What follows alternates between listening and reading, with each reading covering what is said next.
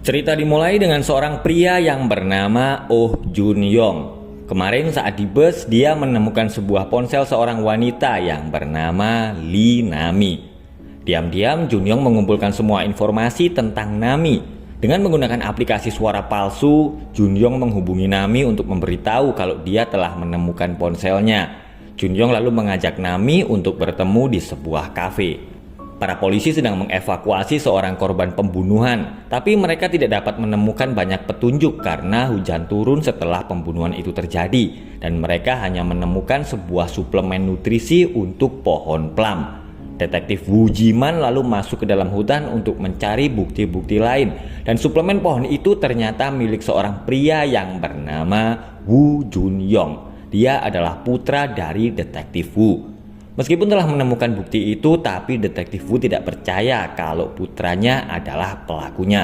10 tahun yang lalu, Wu Jun Yong kabur dari rumah, dan sejak saat itu detektif Wu tidak pernah bertemu lagi dengannya. Nami dan ayahnya yang bernama Lee Seung Woo memiliki sebuah kafe, yaitu Cafe Mizi. Ternyata malam itu Nami sedang mabuk saat dia kehilangan ponselnya. Dengan menggunakan suara palsu, Jun Yong menelpon Nami untuk memberitahu kalau dia telah menjatuhkan ponsel Nami sehingga layarnya retak. Jun Yong lalu berkata kalau dia akan membawa ponsel itu ke tukang servis untuk diperbaiki. Dia lalu menyuruh Nami untuk mengambil ponselnya di toko reparasi Wu. Nami segera pergi ke toko reparasi Wu yang terletak di dalam pusat perbelanjaan yang sepi. Di pintu masuk toko itu ditulis kalau pelanggan yang masuk harus menggunakan masker. Dan Nami lalu melihat ponselnya di atas meja. Jun Yong lalu keluar dan menyuruh Nami untuk mengisi formulir permintaan perbaikan ponsel. Dan di formulir itu Nami harus menulis kata sandi ponselnya. Setelah mendapatkan kata sandi, Jun Yong segera membongkar ponsel itu. Dia menyalin semua data-data di ponsel Nami dan memindahkannya ke dalam ponselnya. Nami merasa senang karena dia telah mendapatkan ponselnya kembali, tapi dia tidak sadar kalau Jun Yong telah menyadap ponselnya. Jun Yong sekarang bisa memantau setiap aktivitas Nami melalui ponselnya. Jun Yong sedang mendengarkan percakapan Nami dan temannya di telepon. Nami berkata kepada temannya kalau ayahnya telah membuat sari buah plum, tapi tidak untuk dijual. Setelah mendengar percakapan itu, Jun Yong lalu pergi ke kafe Nami dan berpura-pura akan membeli sari buah plum. Dia lalu meminta agar Nami memasukkan minuman sari buah plum ke dalam menu di kafenya. Sementara itu, detektif Wu pergi ke rumah mantan istrinya untuk mencari tahu keberadaan Wu Jun Yong. Dia lalu memeriksa ponsel istrinya dan berhasil menemukan alamat anaknya. Dan alamat itu ternyata tempat tinggal Oh Jun Yong. Lewat laptopnya, dia sedang melihat Nami yang sedang chattingan dengan temannya. Jun Yong juga menulis semua kegiatan dan informasi tentang Nami ke dalam sebuah buku. Nami bekerja di sebuah perusahaan minuman jelly. CEO Oh lalu memberitahu kalau ada sebuah perusahaan yang ingin menggunakan produk mereka untuk acara minggu depan. Dia berterima kasih karena selama ini Nami telah bekerja keras untuk perusahaan dan akan menaikkan gajinya. Tapi CEO Oh meminta agar Nami merahasiakan tentang kenaikan gajinya kepada karyawan lain. Detektif Wu sedang bersama mantan istrinya yang bernama Jong Mi. Detektif Wu lalu memberitahu kalau kemarin dia melihat pohon plum dan nama Jun Yong di lokasi pembunuhan. Detektif Wu ingat saat Jun Yong berusia 10 tahun, dia ingin menanam sebuah pohon plum di tempat rahasia. Dan pohon yang ada di tempat pembunuhan itu adalah pohon milik Jun Yong. Sementara itu, Jun Yong menyusup masuk ke dalam rumah Nami saat dia sedang bekerja. Setelah itu dia pergi mengambil uang dari rekening seorang wanita yang bernama Eun Mi untuk membeli senjata. Rekan detektif Wu yang bernama detektif Kim menemukan informasi kalau Jun Yong sudah lama tidak memiliki nomor ponsel dan terakhir dia berhubungan dengan Eun Mi. Diam-diam detektif Wu pergi ke rumah Jun Yong dan memeriksa tempat itu. Jun Yong yang baru saja datang tidak jadi masuk dalam rumah karena dia tahu kalau ada orang yang telah menyelinap ke dalam rumahnya. Detektif Wu lalu menemukan sebuah foto dan foto itu ternyata adalah Eun Mi, yaitu korban pembunuhan kemarin. Setelah membaca buku milik Jun Yong, detektif Wu segera keluar rumah karena dia menerima pesan dari Jun Yong. Tapi dia tidak dapat menemukan Jun Yong karena dia ternyata telah mengecohnya. Saat detektif Wu kembali ke dalam rumah, dia melihat keadaan rumah itu dalam keadaan berantakan. Junyong pergi ke kafe Mizi dan bertemu dengan ayah Nami.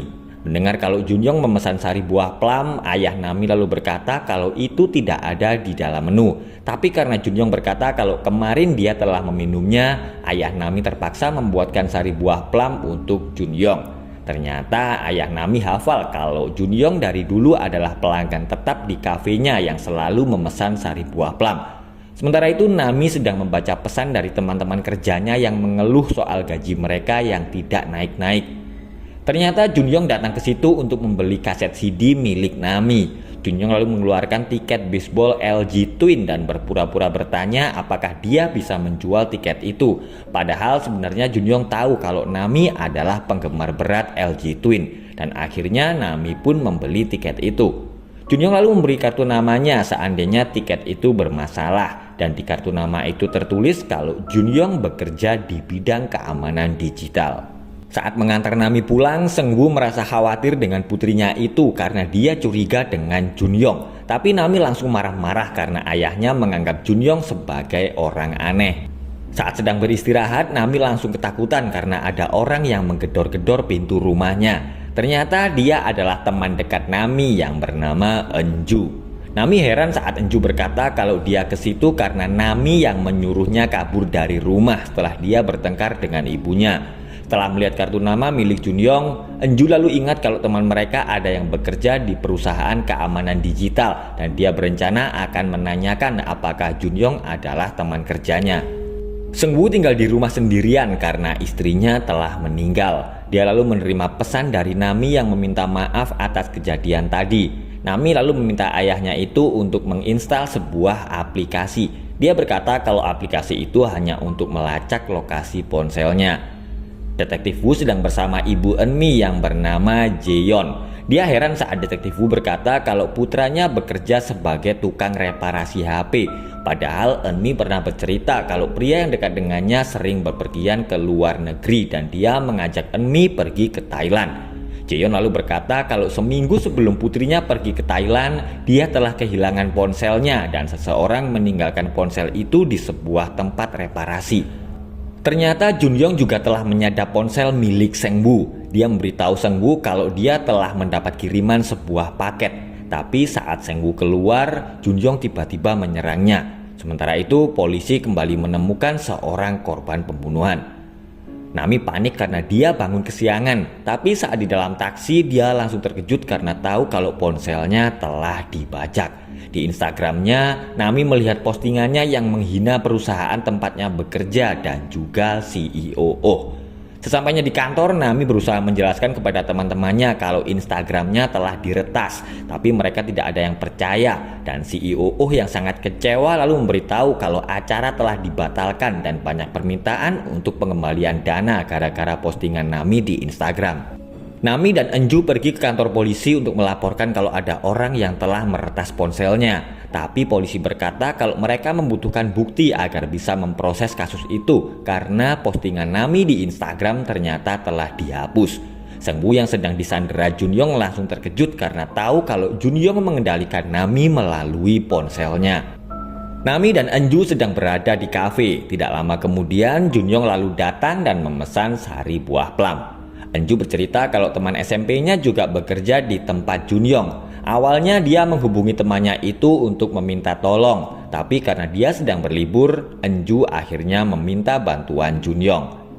Setelah pura-pura melakukan penyelidikan, Junyong memberitahu Nami kalau ada perangkat pengintai yang terpasang di ponselnya. Junyong lalu berkata kalau dia akan membantu Nami menemukan pelakunya. Saat di luar, Junyong mengatakan kepada Nami kalau yang memasang aplikasi pengintai itu adalah orang yang tinggal dengan Nami. Junyong sengaja melakukan itu agar Nami curiga dengan Eunju. Setelah Junyong pergi, Eunju melihat sebuah berita tentang 7 mayat yang ditemukan di pegunungan. Tapi Nami kemudian bertanya apakah Eunju yang telah meretas ponselnya. Mendengar itu, Eunju langsung marah dan kecewa karena Nami telah berpikir kalau dia yang telah melakukannya dan rencana Junyong pun akhirnya berhasil.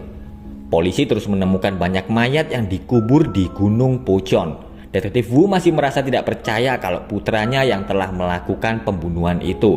Detektif Kim lalu mengajaknya pergi ke toko reparasi Woo untuk mencari Junyong. Dan saat sampai di sana, mereka berdua lalu heran karena tempat itu sudah dalam keadaan berantakan. Detektif Wu lalu menemukan beberapa tanda bukti reparasi ponsel. Junyong telah memilih mereka agar datang ke tempat itu, termasuk Eunmi. Dan sekarang mereka harus segera menyelamatkan Nami. Tiba-tiba dua orang polisi datang bersama Nami. Nami ternyata melapor kepada polisi karena dia curiga kalau aplikasi pengintai di ponselnya dipasang di tempat itu. Ternyata Woo Junyong telah merubah marganya menjadi Oh Junyong. Setelah tahu kalau Junyong adalah pemilik tempat itu, Nami segera menghubungi kantor keamanan digital. Dan dia pun langsung heran karena mereka tidak memiliki karyawan yang bernama Oh Junyong. Nami merasa frustasi karena hidupnya telah hancur dan pelakunya ternyata adalah orang yang berpura-pura akan membantunya. Nami berencana akan memancing Junyong agar datang ke rumahnya. Dia menghubungi Junyong dan meminta tolong untuk memeriksa laptopnya. Junyong yang sudah merubah penampilannya akhirnya datang ke rumah Nami.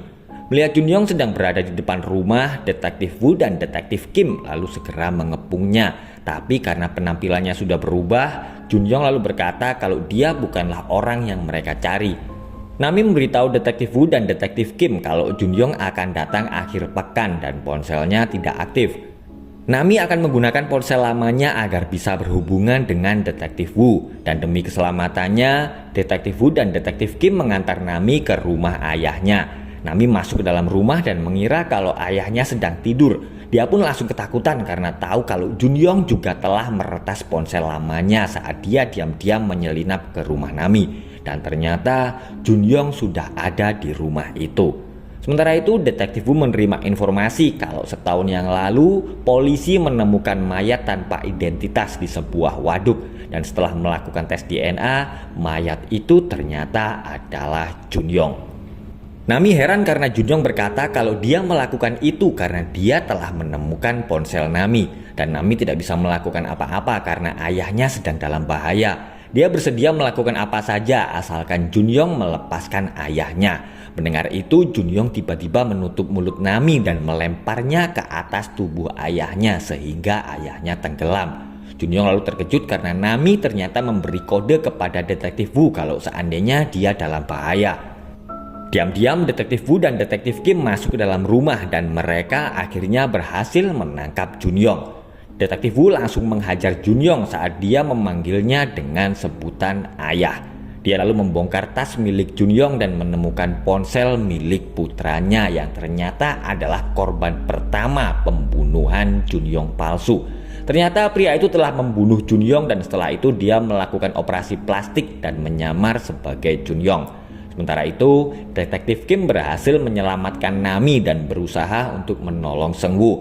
Perlahan-lahan, Nami berjalan mendekati Junyong sambil membawa sebuah pistol dan dia akhirnya menembak Junyong palsu. Nami pun langsung menangis karena ayahnya telah berhasil selamat. Polisi menangkap Junyong palsu yang masih hidup dan akan mencari tahu identitasnya setelah dia sembuh. Sementara itu, Nami kembali menjalankan kafe Mizi bersama ayahnya dan juga Eunsu. Dan film pun selesai.